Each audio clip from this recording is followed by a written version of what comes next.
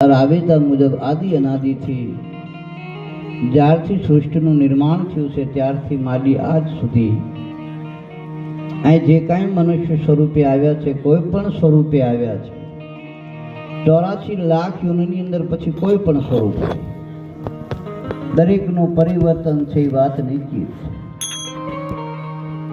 સ્વરૂપને છોડવું પડે છે, સ્વરૂપને બદલવું પડે છે, વાત નક્કી છે. તન સરોવર કરી આશરા રહ્યા નથી કોઈ સંત ફકીર સતી. 8 ઈઠરમાંથી જે કાંઈ આવ્યા છે એને ઘડીક વિહામો આપી દે ભાઈ. આ જે કાંઈ આવ્યા છે એને જવાનું છે, વાત નક્કી છે. એ જે રસ્તે ગયા છે એ જ રસ્તે આપણે જવાનું છે. પણ 84 લાખ યુગની અંદર મનુષ્ય અવતાર જે મળ્યો છે સર્વશ્રેષ્ઠ છે.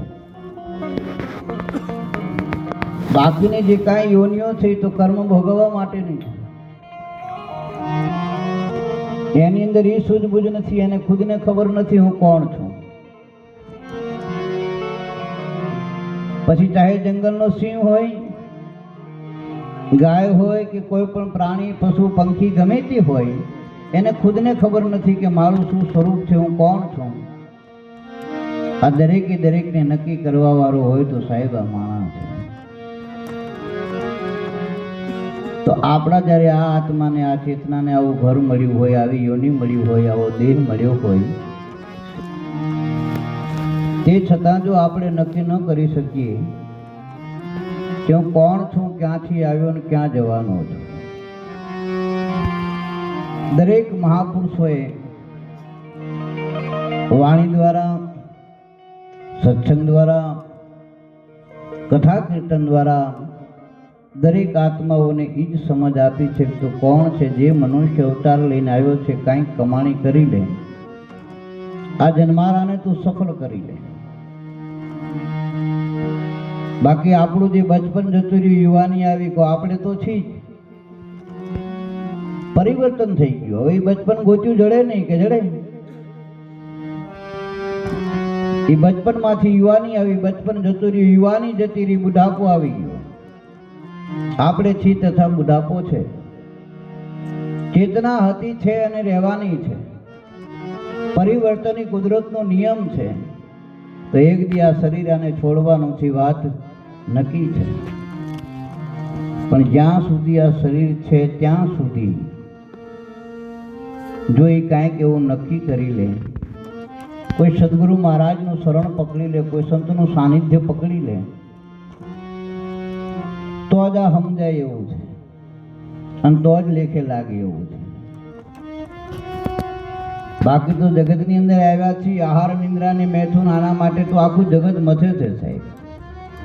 ગુરુ મહારાજ તો ત્યાં સુધી કહેતા કે આ ત્રણને પ્રાપ્ત કરવા માટે કાંઈ ઉધામાં કરવાની તો જરૂર નથી. એ ગમે તે યોની મળશે તો આ ત્રણ વસ્તુ તો આત્માને મળી જ રહેવાની છે. નામ બદલાય, સ્વરૂપ બદલાય, ચાહે ઠેકાણું બદલાય, પણ મુસાફર તો એનો એ છે. हम पंछी है मुसाफिर आया है ये सैलानी, रहना है तुम्हारी नगरी में जब तक है दाना पानी. જ્યાં સુધી ઋણાનું બંધન હોય છે ત્યાં સુધી આત્મા આપણી સાથે જોડાય છે. જ્યાં પ્રાપ્ત પૂરું થાય, શરીર છૂટી જાય, આપણા વચ્ચેથી વિદાય લઈ લે છે. એ સ્વરૂપથી આપણી વચ્ચે નથી, પણ ચેતનાથી આપણી વચ્ચે છે. એના ગુણ જે છે ને એ આપણી વચ્ચે છે. મણિપુરી બાપુનું જીવન એટલે એકદમ સરળ જીવન, સીધું જીવન, કોઈ માથાકૂટ્યું જીવન નહીં. હા, દશનામ ગોસ્વામી વણોદ મંડળ ની જો ઉપાસના કરી હોય, એની સ્થાપના કરી હોય અને એના માટે થઈ જે કાંઈ કરી છૂટવું પડે, 5-25 ગૌ જવું પડે, 5-25 રૂપિયા પોતાના અંદર નાખી અને પણ એને લાવવું પડે ને, તો એ મહાપુરુષે કામ કર્યું છે સાહેબ. મનની દિશા આપી છે. જાનાર તો જતા રહ્યા, સદગુણ એના સાંભળે. હવે લાખો લૂંટાવો ભલે સાહેબ, એ જાનાર પાછા ના મળે. પણ એમના જે ગુણ છે એ ગુણને ગ્રહણ કરીને જો આપણે હાલીએ, એમનો જે પરિવાર છે બસ દીકરા એમના ચીલે હાલે એ દીકરો. આપણા જે વડીલો કરીને ગયા હોય, આપણા પૂર્વજો જે કંઈ કરીને ગયા હોય, બસ એની નામનાને આપણે ઉજ્જવળ કરીએ. અમે કહીએ બે ગુરુનું નામ જે ઉજ્જવળ કરે એ ચેલો, અને બાપનું નામ ઉજ્જવળ કરે એ બેટો. તો જ ભજન થઈ જાય. સત્કર્મ ને સત્કાર્ય કરી જાઓ, ભજન થઈ જાય. અને આ જે કાંઈ બેઠા છે એમને કહું છું, જેને મા બાપ હોય ને એની સેવા કરી લીધી સાહેબ. અને આની સેવા કરશો ને તો કોઈના પગ પકડવાની જરૂર નથી. હા, એ ભેગું છે. માતા પિતા અને ગુરુ આ ત્રણના ઋણમાંથી આપણે કોઈ દિવસ મુક્ત ન થઈ શકીએ. પણ એમના પિતાની પાછળ જે એમને શ્રદ્ધાંજલિનો કાર્યક્રમ ભંડારો જે રાખ્યો છે, ઋણમાંથી મુક્ત થવાનો પ્રયાસ કર્યો છે કે બીજે કાંઈ પરમાત્મા ઈશ્વર જે કાંઈ કરાવે તો આપણે દશનામબેકને ભેગા કરી નાદ ગંગા ને ગદ ગંગા. આ ખાલી નાદ ગંગા બેઠી હોય ને એવું નથી. જો ઘણા બધા ભક્તો બેઠા છે એમ ગામના બાર ગામના 18 વર્ણજા ભેગી થઈ જાય ને પછી ગદ ગંગા થઈ જાય. દશનામ ગોસ્વામી સમાજની એક ઉજળી જે પરંપરા કે 11મો ને 12મો દિવસ જ્યારે હોય નર યા તો નારી, તો એની પાછળ મારપાટ શક્તિ પૂજન જ્યારે થતું હોય, આ પરંપરા આદિ અનાદિથી ચાલી આવે છે. અને એ પરંપરા એ છે કે સાહેબ જેની પાટે જ્યારે પિંડદાન થઈ જાય, મારપાટ ક્રિયા થઈ જાય ને પછી બેહવા માગે નહીં, બેહે નહીં. અને તે છતાં આ બિહારે છે, મને કાંઈ સમજાતું નથી હો મહેશભાઈ. આ ઘણી જગ્યાએ કોણ બેઠા, બાપા બેઠા હતા, દીદી શું હતી. અને તમે જોજો દરેક વરણમાં હોય ત્યાં સુધી તો રમા ડેલાય નાના પડે. હા, પછી બાપા તો ફૂટ બાય ફૂટના હારિયામાં આવી ગયા હોય. હા, સીધી હંકળાઈ ના પડે, પછી ગોઠવાઈ જાય. હા,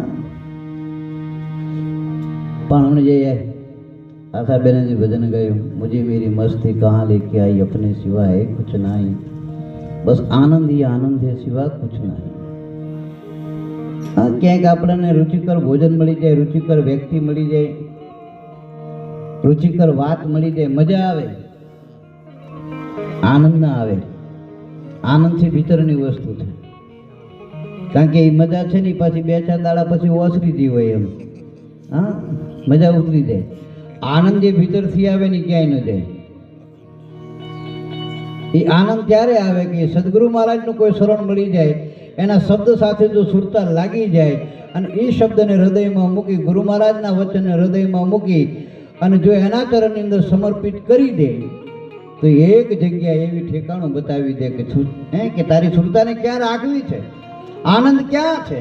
એ એવા ઠેકાણે લઈ જઈને એને ઊભો કરી દે કે બસ અપને સિવા હે કુછ નહીં, કે જ્યાં જવું ત્યાં આત્મા રૂપી જ ચેતના છે. પછી કે કોઈ નથી, જ્યાં દેહ અભ્યાસ પણ છૂટી જાય, જ્યાં મારાપણાનો ભાવ છૂટી જાય, માયાના તમામ ખેલ જ્યાં ખતમ થઈ જાય, વિચારોના વમળો જ્યાં શાંત થઈ જાય, આવી જગ્યાએ સુરતાને લઈ જઈને ગુરુ મહારાજ રાખી દે. પછી જે આનંદ ભીતરથી ઉપડે, પછી સાહેબ દુનિયાની કોઈ તાકાત એવી નથી કે તમારા આનંદને તોડી શકે કે એને ડગાવી શકે. હા, પછી કોઈની તાકાત નથી. કારણ કે પછી એને ખબર પડી હતી ને, કારણ કે એ એવા તલાઈમાંથી નીકળ્યો છે ને, પછી સેંકડીને પોતું જોડે રાખે ભગત. હા, પછી બગડ્યો વખા ના પાડે, એમ લોહી ન પીએ, એ પડખ્યો ઉડે ખરી પણ લોહી પીએ નહીં. હા, જેમ કમળ પાણીમાંથી જ ઉત્પન્ન થાય અને પાણીમાં હોવા છતાં પણ તમે જુઓ એના પાનમાંથી પછી પાણી ટકે નહીં. જે દૂધમાંથી એકવાર ઘી થઈ જાય ને, એ સાસ ભેરું તમે નાખો ને ગરમ કરીને તો માથે